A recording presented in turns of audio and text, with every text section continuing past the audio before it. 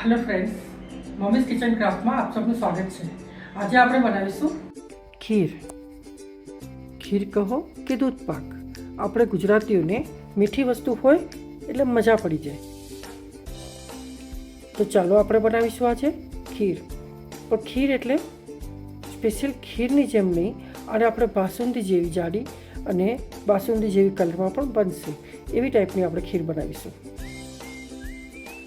તો તમે જોઈ શકો છો આ ખીરનો કલર કેવો બાસુંદી જેવો આવ્યો છે અને એકદમ સરસ જાડી અને ટેસ્ટી બની છે. અને આ ખીરની સ્પેશિયાલિટી એ છે કે આ બનાવવામાં આપણને વધારે સમય પણ નથી લાગતો અને છતાં પણ આટલી સરસ ખીર બને છે. તો આપણે એવી શું ટ્રીક વાપરીએ છીએ જેનાથી ખીર આટલી સરસ બનશે. તો સૌપ્રથમ આપણે 1 ગ્લાસ દૂધને કુકરમાં નાખીશું અને એની અંદર 3 થી 4 ચમચી ચોખા પણ નાખીને કુકરની 2 સીટી વગાડીશું.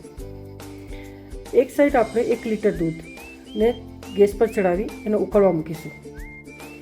આપણું દૂધ ઉકળવા માંડ્યું છે એટલી વાર કુકરની સીટી પણ વાગી ગઈ છે અને 2 સીટીની અંદર આપણા જે રાઈસ છે એ પણ 90% કૂક થઈ ગયા છે. એટલે હવે આપણે એને દૂધમાં નાખી દઈશું. સાથે મિલ્ક પાવડર 4 થી 5 ચમચી ઘોળીને મેં નાખ્યો છે, કારણ કે આ ગાયનું દૂધ છે એટલે થોડું પાતળું છે. બીજી એક સ્પેશિયલ ટીપ છે, જો દૂધને જાડું કરવું હોય અને ખીર જો જાડી પસંદ હોય તો આપણે એની અંદર 1 થી 1.5 ચમચી રવો નાખવો અને નાખી એને ઉકળવા દેવો. તો એનાથી પણ દૂધ જાડું થઈ જાય છે અને ખબર પણ નથી પડતી કે આના અંદર આપણે રવો નાખ્યો છે. શ્રાદ્ધમાં ખીર ખાવાનો એક અલગ મહિમા છે. શ્રાદ્ધમાં આપણે શ્રાદ્ધ માટે, પિતૃઓના શ્રાદ્ધ માટે તો ખીર બનાવીએ જ છે, પણ બીજું પણ એક કારણ છે. શ્રાવણના વરસાદ પછી જ્યારે ભાદરવો મહિનો આવે છે ત્યારે એકદમ કાળઝાળ ગરમી પાછી પડવા માંડે છે અને એ ગરમીને આપણાથી સહન થતી નથી અને આપણા શરીરમાં પિત્ત વધે છે. તો પિત્તના શમન માટે ખીર ખાવી જોઈએ.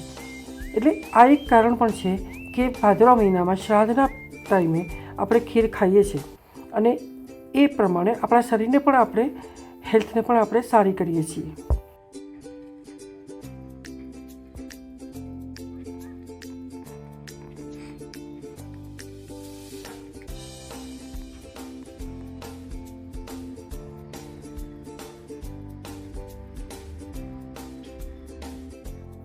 તો ચલો, હવે આપણી ખીર પણ થોડી ઉકળી ગઈ છે એટલે આપણે હવે આગળની પ્રોસેસ કરીએ.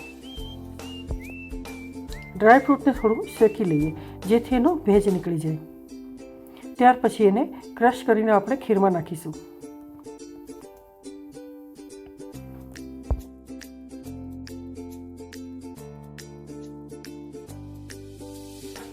તો હવે આપણે ખીરનો મેઇન પાર્ટ, જે ખીર આટલી સરસ દેખાય છે કઈ રીતે, એકદમ બાસુંદી જેવી કે રબડી જેવી કેમ દેખાય છે, એના માટે આ પ્રોસેસ કરવાની છે.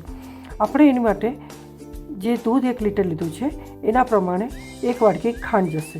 એ ખાંડને આપણે કેરેમલાઇઝ કરવાની છે. એટલે આપણે સીધી કઢાઈની અંદર કે પેનની અંદર આપણે આ રીતે એને ગરમ કરવાની છે. ખાંડ ધીરે ધીરે ઓગળી અને બ્રાઉન થઈ જશે અને એકદમ લિક્વિડ થઈ જશે ત્યારે આપણી કેરેમલાઇઝ ખાંડ થઈ ગઈ છે એમ કહેવાય છે. એટલે હવે આપણે એની અંદર જે આપણે દૂધ ઉકાળીને ખીરનું રાખેલું છે એને પણ આપણે એની અંદર નાખી દઈશું. આમાં ખીરને મેળવ્યા પછી તમે જોજો કે એટલો સરસ દૂધનો કલર જ બદલાઈ જશે. કેરેમલાઇઝ સુગરની અંદર દૂધને ધીરે ધીરે નાખવું જેથી એને છાંટા ના ઉડે અને આને થોડીક વાર હલાવતા રહેવું પડશે જેથી આપણી કેરેમલાઇઝ સુગર અને મિલ્ક બરાબરથી ભળી જશે. બાકી એને થોડો ટાઈમ લાગે છે.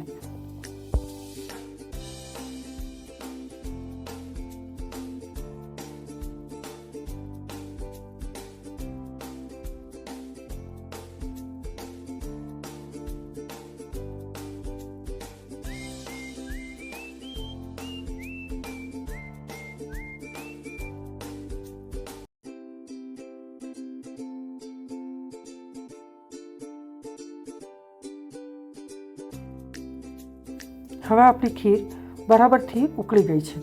તો હવે એની અંદર આપણે આગળની પ્રોસેસ કરીશું. સૌપ્રથમ એમાં ડ્રાયફ્રૂટ્સ આપણે જે પીસીને તૈયાર કરીને રાખેલું છે એ પણ નાખીશું.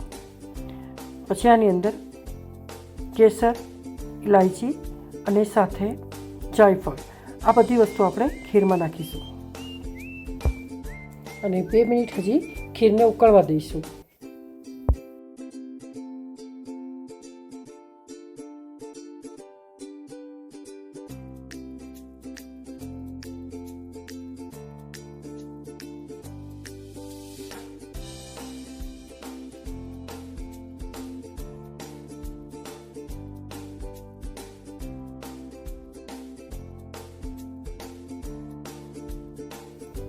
તો હવે આપણી ખીર પીરસવા માટે એકદમ તૈયાર છે. તો ચલો હવે આપણે એને સર્વ કરીશું.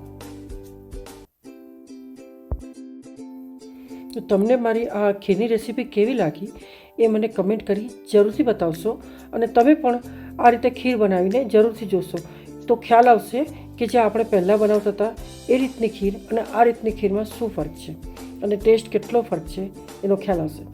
જો તમને મારી આ રેસીપી પસંદ આવી હોય તો મારી ચેનલને લાઇક છે અને સબસ્ક્રાઈબ જરૂરથી કરશો. તો ફરી મળીશું નેક્સ્ટ વિડીયોમાં નવી રેસીપી સાથે.